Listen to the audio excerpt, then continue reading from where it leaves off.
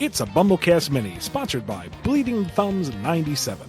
I've always been curious about what the average comic issue script looks like. Is it similar to a movie script? What do you usually do to give it some special flair?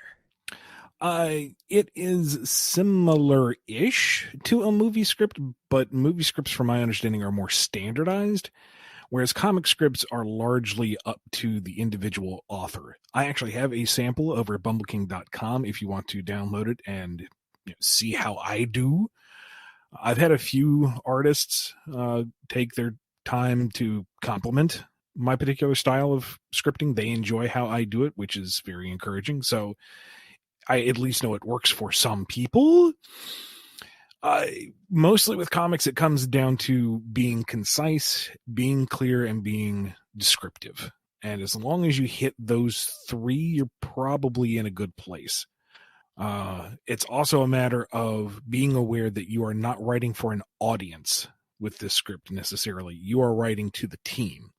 So if you have some big reveal that you're planning in your story, tell that to the art team. We are setting up this character to be a reveal later on, so they should be kept in silhouette, or there should be this kind of misdirection. Don't leave your crew guessing at what the story is. That's not their job. Tell them everything. Reveal all the secrets, but, focus on telling the story within the script itself, not in the direction. I think I'm making this more confusing than it needs to be. Point is, be clear and be concise. Not like this answer I'm giving to you. Better than that. I suppose. Leave your intrigue for the readers, not for the people who are just trying to do their freaking jobs and draw your comics. As for flair, there is no time for razzle dazzle. We are trying to get stuff done. Again, be clear, be concise. You don't need to have flowery text. You don't need to have multiple colors unless there is something really complicated. And if it's that complicated, maybe you should look at revising what you want to do. I don't know. Yeah. Hey, go check it out, bumbleking.com. You can find a sample script over there, and it'll give you a bit of an idea of how things go, for at least the way Ian does things. I've noticed that most of the IDW arcs tend to be 4 issues to better fit into the paperback volumes. Has this 4-issue recommendation caused any issues when it comes to writing for an arc? Not necessarily, no. And we aren't as beholden to the 4-issue arc. I think now we're aiming more at 5-ish. Yeah, but it's at least one more than usual.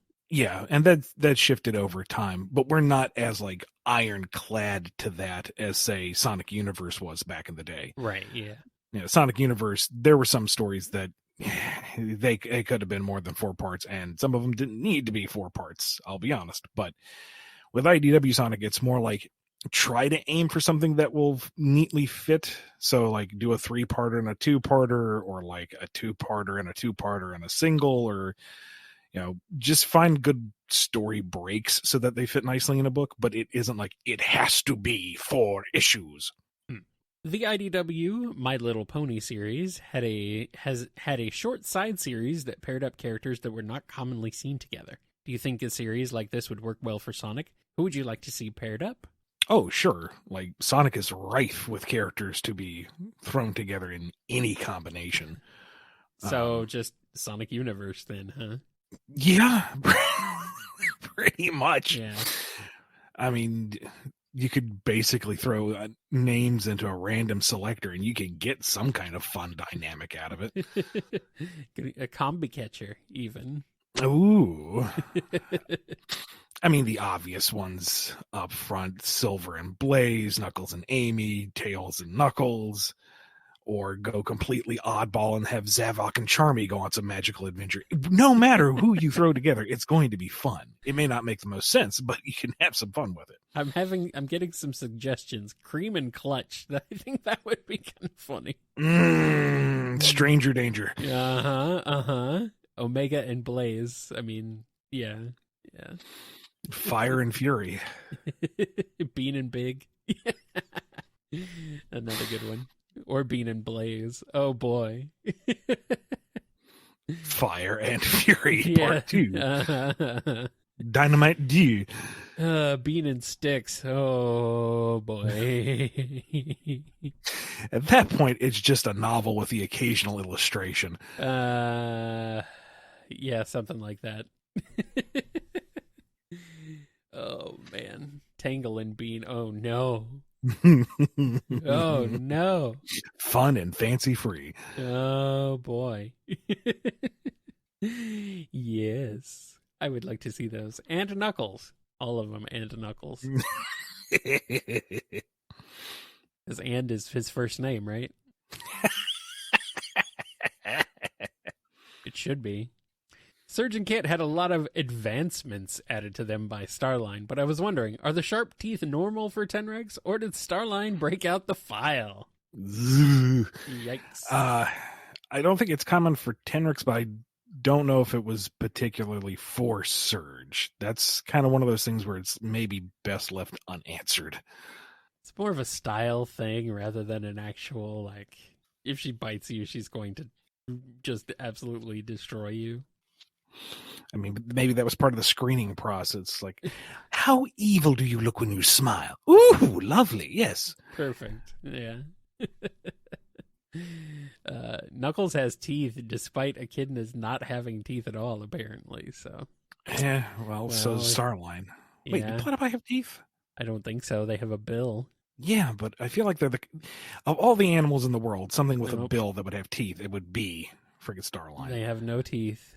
Jet has teeth, Okay. too. Weird. So does Charmy, so. They all have teeth. It's frightening. They really drew... Zavok has teeth, but he doesn't have a jaw, so... They drew attention to that with the first Sonic movie design, so... Yeah, I think that's what creeped people out. They're like, oh, teeth. Oh boy. Speaking of Surge, how do her electric powers work? Is she able to generate and shoot electricity similar to Static Shock, or can she only send it through her metal rings and wristbands? The intention, at least early on, was that while she could generate electricity kind of off herself and do like large burst attacks, that would be kind of her desperation attack, her last resort. That would leave her drained. We didn't want her throwing lightning because to be on par with Sonic is to already put her at a pretty high power level. So the idea was that, the various metal bits and having contact with metal would help her conduct, that she wouldn't be able to just fling things like a chaos spear. Her powers may evolve beyond that, but that was the initial thought. Darn, so she's not like Livewire.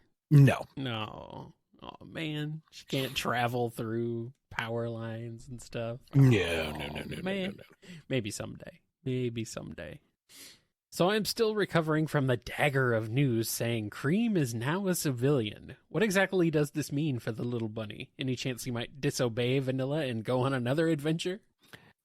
Take it with a grain of salt because she has always been a civilian. Technically, they are all civilians. Well, yeah, I mean, they aren't really sanctioned, but the intention being she's not, a seasoned adventurer in the lines of Sonic and Tails. And she's just not enlisted in the Resistance. That's all it really means. But when it comes down to it, if Cream needs to act, she will act. If her friends need help, she will help. If adventure calls, she will be there. So don't worry too much about labels and distinctions. I mean, I think even technically Amy is still kind of supposed to be street level, not really adventure, and we all know that that's not accurate to her day-to-day activities. No. On the subject of Cream, can we talk about just how powerful those ears of hers are? She's clearly capable of carrying her mother, who's nearly twice her size. But then there's Big, and he's not exactly small. Is there no limit to this tiny bunny's power? Is it Cream's ears that are lifting Big, or is Big just so strong he can lift himself without pulling Cream down? Is that just the mastery he has over his own mass? Well, there was that one time where Cream was able to pull both Amy and Cream, remember? Or not Amy and Big, sorry. Yeah. But again, is that really Cream lifting them, or is that Big defying gravity and pushing everyone up? with his Herculean strength. Is it Big? Big doesn't jump. He just pushes the planet away from him. Is that what it is? But the thing is, Cream's too polite to ask, and Big's too nice to specify. So we will never know. We'll never know. We will never find out. We will never find out just how much Cream can bench, but it's a lot. Oh, God. Now I see her on, like, the weight bench with the barbell wrapped in her ears. Just 1, 2. You don't skip ear day.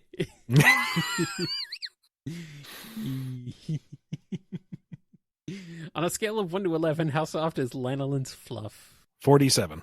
That's oddly specific, but I'll take it. I don't make up the rules. This is hard science. Okay. All right. If you insist that hard science is a thing in Sonic, then yeah. All right, here we go.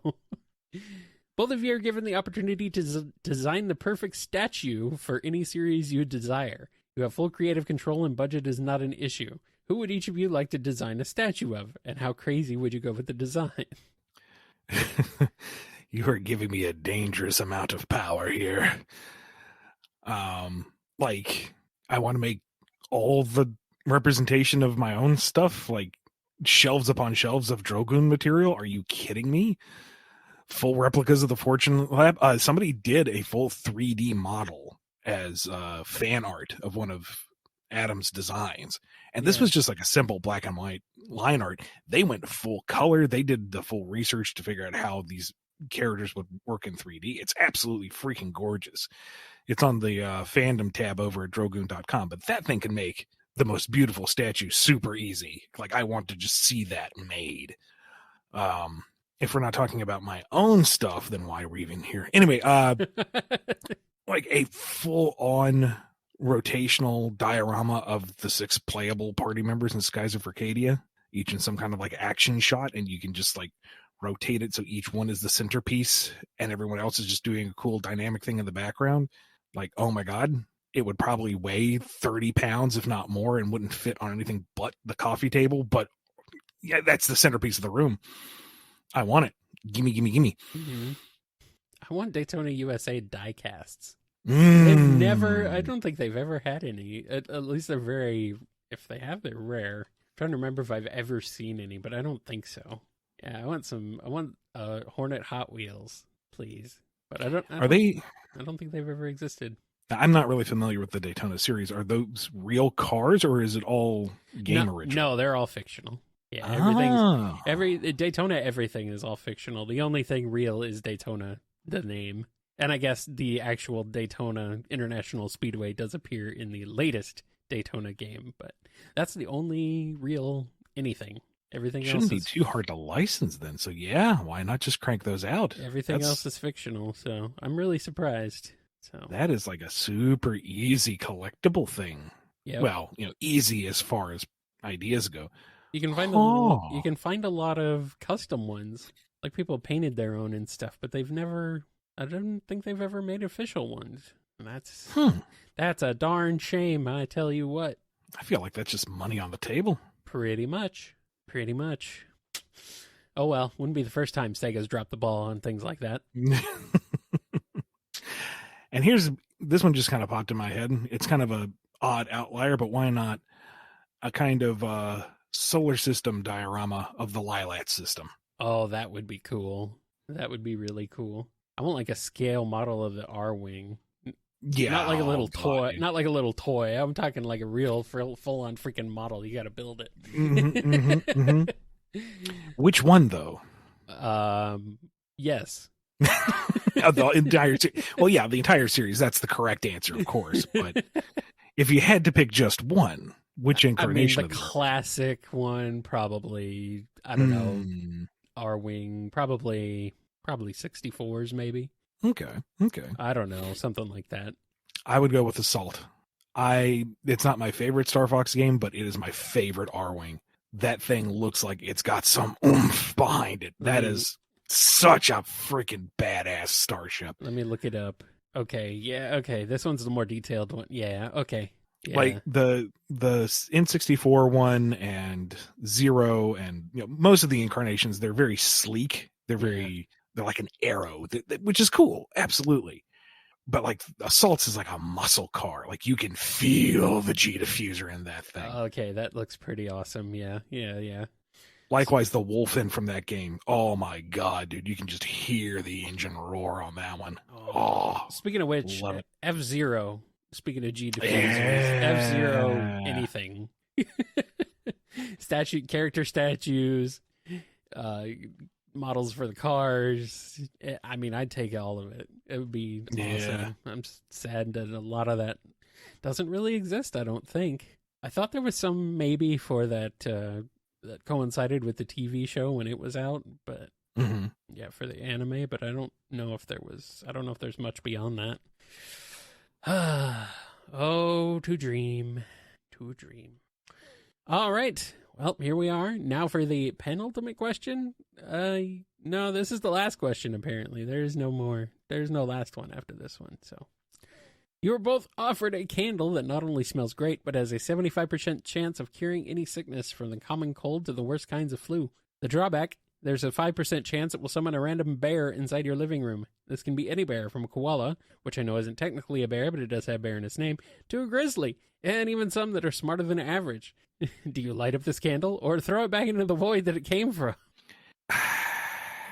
See, now I actually wish I was good at statistics or whatever, because even within that 5% chance, you have some chance of not being mauled alive. So it has a 20% chance of doing nothing, then. Is that what it is? Yeah. Yeah. Aside from smelling good. I don't know.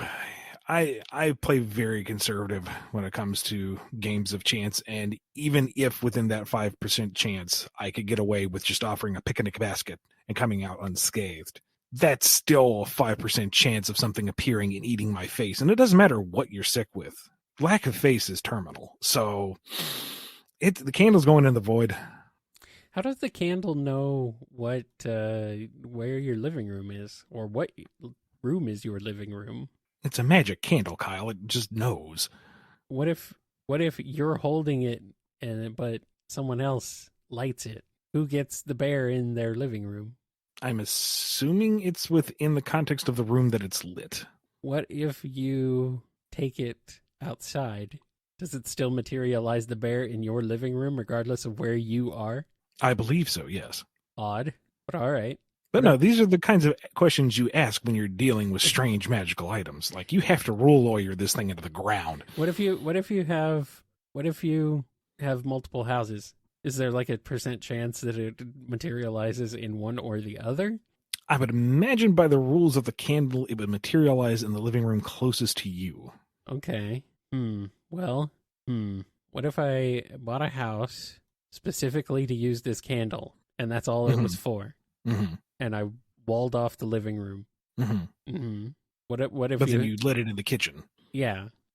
What if you don't have a living room? What if you only have like a 1-room apartment? Well, then every room is a living room to a degree. What if you don't live in your house?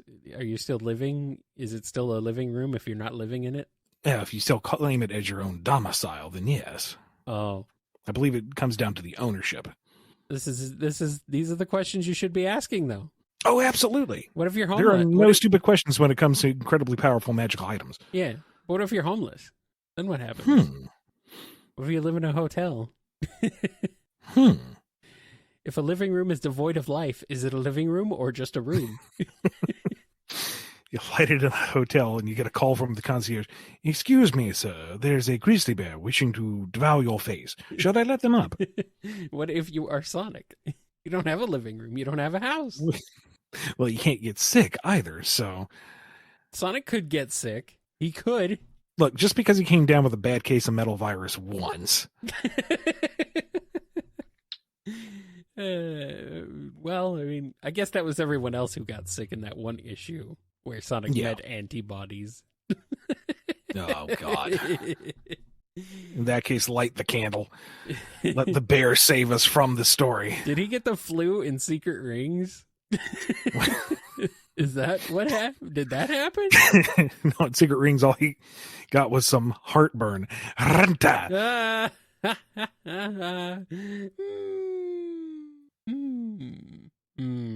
Oh boy. I think this has gone off the rails long enough. At least we know what to do with this candle should it ever appear. Thank you to do Bleeding we? Thumb. We have a better idea than when we started, to be sure. Okay. Thank you to Bleeding Thumbs 97 for sponsoring this episode. If you want a BumbleKast Mini of your own, head over to patreon.com/BumbleKast, Ko-fi.com/BumbleKast, or become a YouTube member. He did get a virus in Frontiers. This is more corruption, not so much a virus. All right. He got malware. Sonic occasionally gets the runs. No. No.